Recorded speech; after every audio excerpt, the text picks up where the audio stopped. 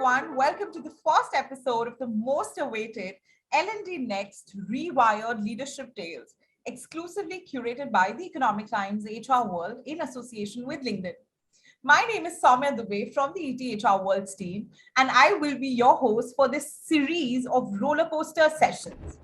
In this episode of L&D Next, industry veterans will highlight how L&D leaders can leverage data and insights to spot in-demand skills of today and tomorrow. And as T.S. Eliot once said, every moment is a fresh beginning. So with this, we bring to you two powerhouse leaders who are joining us on the frames with a hot brewing cup of coffee and a lot of conversations to share their invaluable perspectives.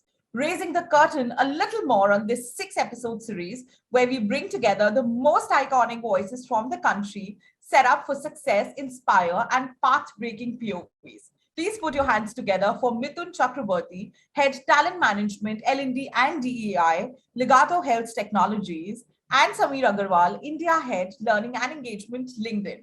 So I'm going to start first with Mitun. With faster tech refresh and expedited digital transformation journey, the skills gap seems to have widened a lot actually. An eye-opening trends that you would like to highlight from a healthcare technology perspective. The two healthcare technology eye-opening skills that are there is obviously artificial intelligence and quantum computing. It's not the future, it's already disrupted the healthcare industry. And any talent with these skill sets will be of great value to the organization. I'm going to shift the frame to Sameer. So Sameer, what have you seen happening in this area across industries? I think, like you rightly said, a couple of things are happening. One is the rapid transformation of skills. Second, also is evolving employee expectations. Now, when it comes to rapid transformation of skills, 50% of all employees globally will need reskilling by 2025. That's 3 years from now. So we don't have too much time, right? And on top of that, 85% of jobs that will exist in 2030 haven't even been invented yet, right? So that's really the data. But what's happening as a result is that 67% of L&D professionals in India agree that it's less expensive to reskill a current employee than it is to hire a new one. And 46%, in fact, have mentioned that they are beginning to deploy internal mobility programs in their organizations. The second point is around employee expectations. Did you know that globally, we found that employees who feel that their skills are not being put to good use are 10x more likely to look for a new job, 10x more likely. So that kind of accelerates the case for whatever it is that we're doing for skill rebuilding. How the two of you are actually responding to the widening gap, that's one bit to it. And what role do data and insights play in informing the reskilling agenda and kind of bridging the skills gap? So let me start with Mitun first, and Sameer, I'll come to you right after. For us as L&D professionals, it's very critical to continuously make database decisions, right? Whether it is external industry data or insights, as Sameer was mentioning, and also internal data, right? Where is the business going? What's the future plan? Do we have the skill sets within the organization? So continuously looking, at the data and taking decisions based on that will be critical. Second is also enabling a continuous learning ecosystem internally as well as externally. So how are we really partnering with academia to look at, the futuristic skills? Are we really building that talent pool externally so that all of us together as an industry can leverage them? Workforce planning is very critical from a data and insights standpoint. We have to foresee the future and plan accordingly for the next generation. And also look at, have a one-stop view. As Sameer was mentioning about internal talent mobility, right? We need to look at what are the skills available, how do we need to upgrade them, look at the adjacencies, and continuously motivate our employees and upskill them to move around the organization. Therefore, reducing the dependency on hiring and emphasizing more on getting the jobs available within the organization. The final piece is, of course, addressing learner vulnerability. So those that are sunset skills, how do we really pick up those talent, skill them on futuristic skills, and place them within the organization? Sameer, I'm coming to you. What are your thoughts on this? Well, Mitun said it really well, but if I have to just bring it all together, I would say you inspect what you expect, right? So in other words, you can't really expect bridging the skills gap without knowing what your current state of skills looks like and what is it that you're expecting to do, right? Obviously, this sounds obvious, yet, according to the latest research, only 10% of HR and business professionals have a skills database with profiles of all their existing employees. Only 10%, huh? And 15% of them are effective at analyzing this gap. Rest aren't. Fun fact, by the way, 27% believe that LinkedIn knows more about their workforces than their organizations themselves do.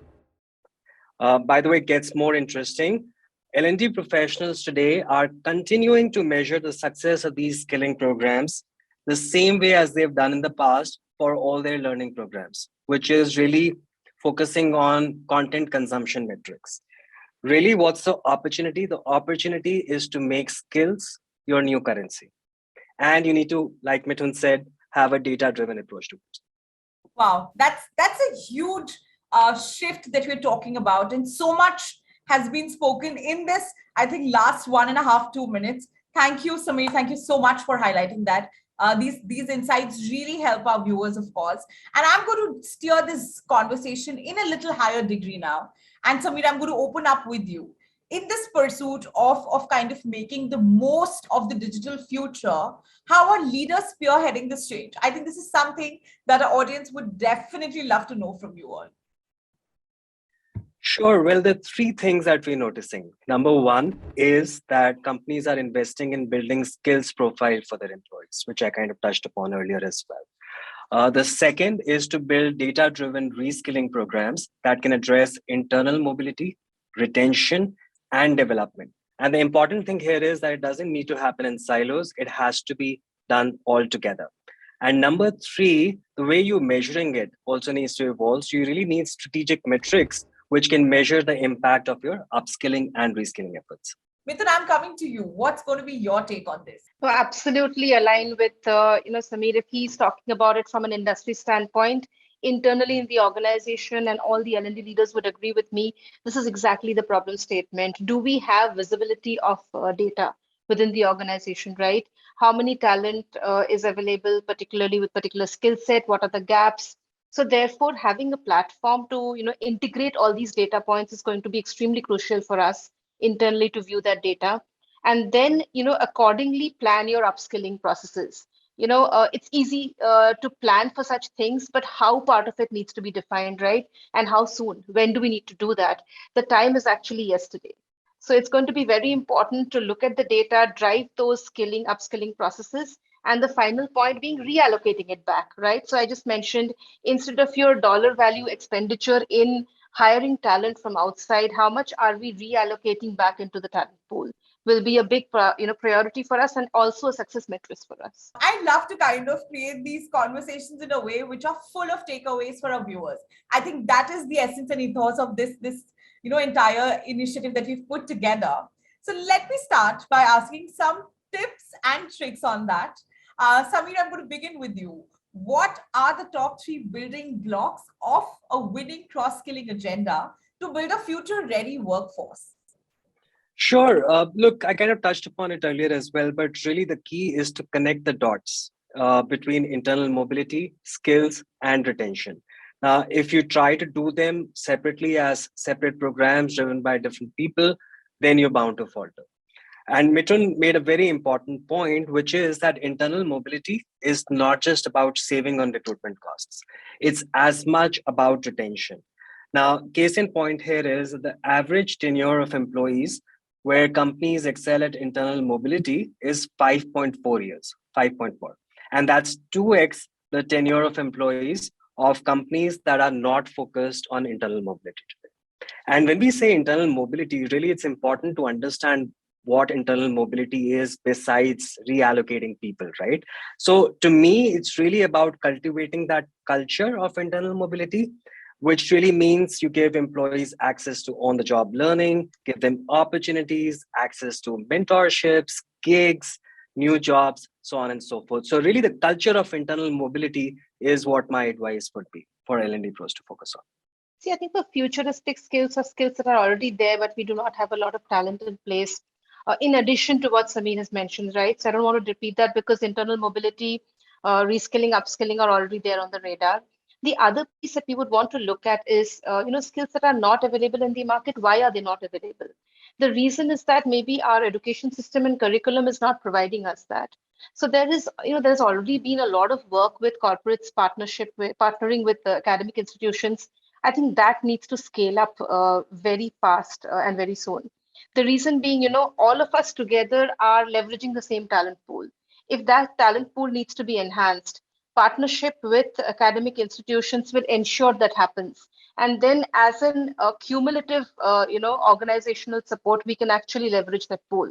So, therefore, instead of competing with each other as organizations, it's important to partner and collaborate to build that external ecosystem and build the talent for future. That's beautiful actually, because I think it's a great advice for the audience, because it is high time that we start rooting and reaping, of course, for this industry academia partnership. That is something that we cannot miss, and it's not an option. This has to come through. Absolutely. So that's the beauty of it. Great. And like I've always said, I've tried to pep this conversation up a bit, and no episode is complete if you don't get into a quick rapid fire round.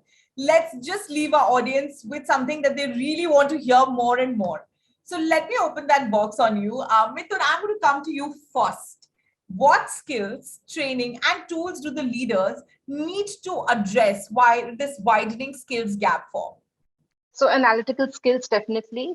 Employee-centric, goal-driven training.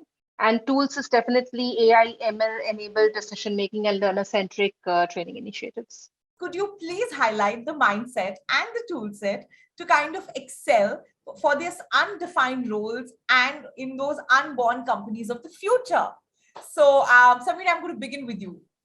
Unborn companies, I kind of like that, huh? So three things, possibly number one is solving for a growth mindset. Remember, that is an evergreen skill. Skills can change, but this won't. Number two is how do you get your leaders to champion the always learning mindset? And number three is how is it that you solve for scale? And you solve for scale, I won't say just by going digital, but it's really about how do you get that right mix of digital and physical in your scheme of things. That's just such a bona fide checklist that you just put it out. Samir, thank you so much for that. Mitun, I'm coming to you. So I think, again, in addition, because obviously priceless points, moving faster, agility will be very critical. We cannot wait because, technology is changing so fast and adapting very quickly to it. So agility and adaptability will be key. Wow, that's amazing, actually. I mean, these are two different set of perspectives that you both have roped in. I want to say a big thank you to Mitun and Samir for being so candid, for being so spontaneous, loved their energy and the points that were shared here. With this, we're going to wrap up today's insightful conversation. And as they say, celebrate endings for they precede newer beginnings. On this note, I'm going to take your leave, but with a promise to be back very soon. So please have a fantastic day ahead, everyone, and stay safe. Thank you so much.